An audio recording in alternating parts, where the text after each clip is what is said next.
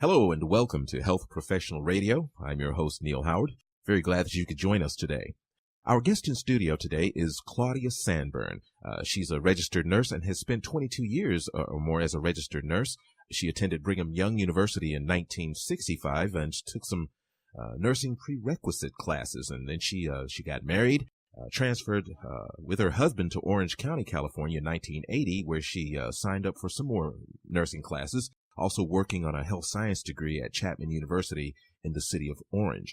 She's also a published author, the author of The Yellow Sick Road, a book where she outlines her 22-year journey as a registered nurse and all of the things that go on in the workplace, positive and negative. How are you doing today, Claudia?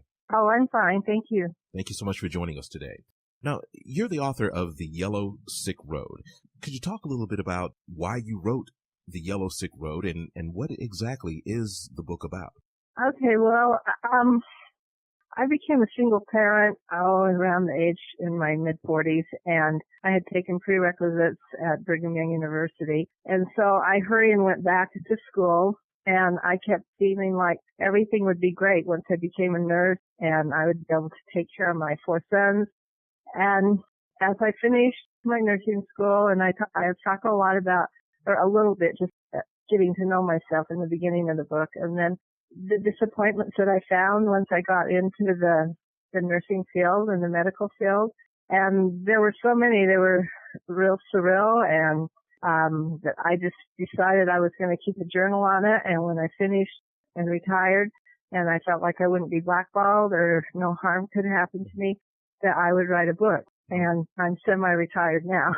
Okay, now, what you're describing is you were afraid to write a book until after you were, I guess, for lack of a better term, out of harm's way.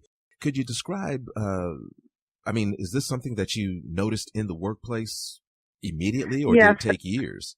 Well, I went to a support group that has to do with bullying, and I was counseled there by a nurse that had filed a suit against the hospital and had won the case, but she was unable to get a job for years and years. And she counseled me. She said, it isn't worth it. Don't do anything. You'll be blackballed. You won't be able to get a job. And so I went by that advice. And I think that's true. And a lot of nurses are afraid to speak up because they're afraid that they will lose their own job. They're afraid to be an advocate to a nurse that may be being abused or bullied. Just they're all afraid.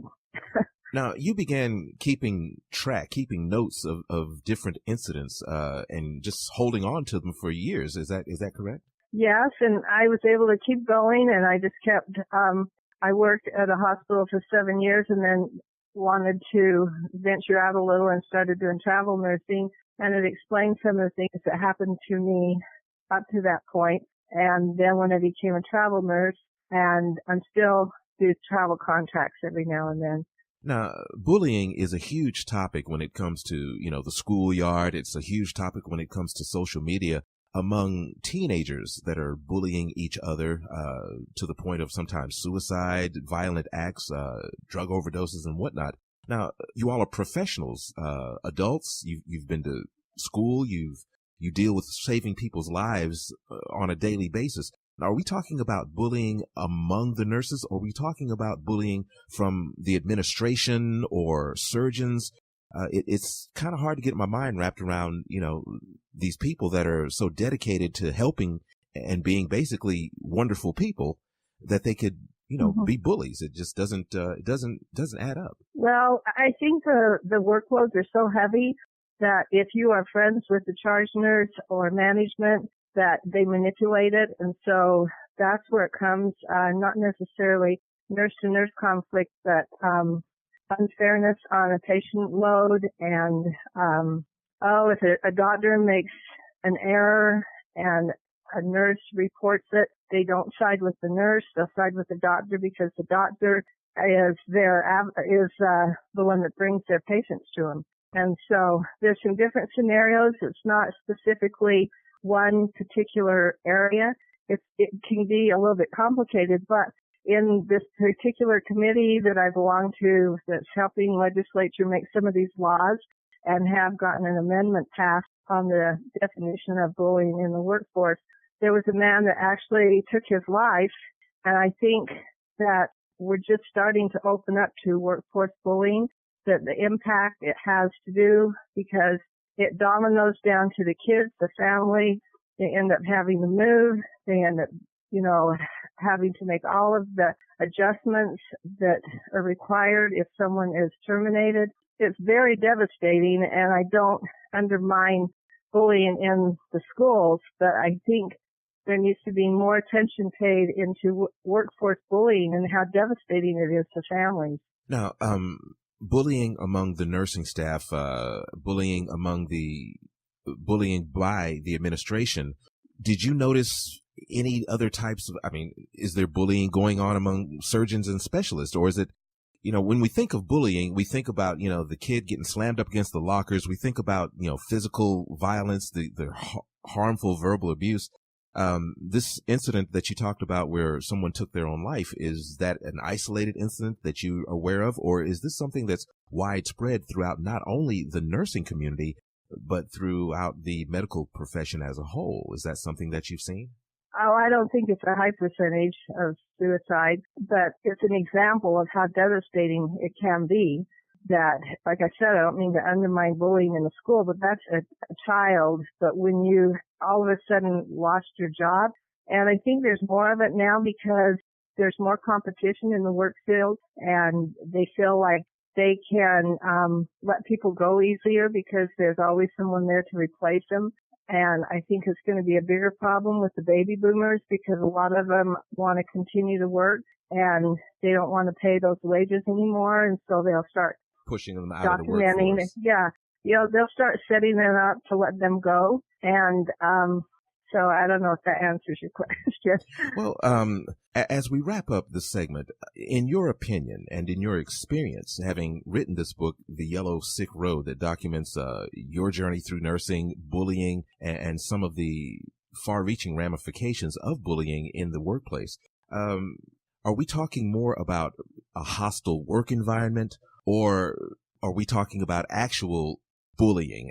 Because we've all heard of the hostile work environment for either, whistleblowers or someone, like you say, wanting to push someone out of the workforce, or maybe in retaliation for a sexual harassment, complaint, something like that. Well, my experience is mostly in the hospital, and I'm a med-surg nurse, telemetry nurse, and oncology certified. And, I think I wasn't physically pushed. I was more abused and shouted at, belittled and demeaned in front of peers.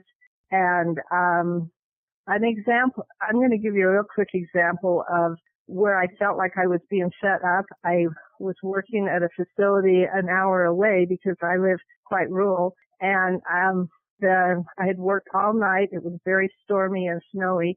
I drove all the way home after my shift, and as I walked in, my manager had called and said, "You have to come back and sign this discharge order." And I've been in management, and I know they can hold on to those orders until you come back on your next shift. And I said, "Can I just come back, on my next shift?" She said, "No." So I had to drive back in the snow after I'd worked all night, all the way back, and sign that, which took about 2 seconds, and drive all the way back, which put me in a lot of harm because I think she was trying to push me out. She was trying to set me up for, I don't know if she thought I would quit or whatever, but and there had been a lot of series of things before that incident, and that has nothing to do with a person's evaluation or poor work performance or anything. That has to do with abuse to an employee. And there was nothing I could do. Nothing. What can you do? I just said, okay, I will go back. And I thought that was terrible because I've done management. It's horrible. I mean, you took 2 hours to sign a document that you had to go back the next day anyway for your next shift. Yeah. I can't remember when my next shift, but I know there is sometimes when they'll just put a little sticky note, they put it on the desk. When you come back in, you just sign it. And so I just knew. Yeah.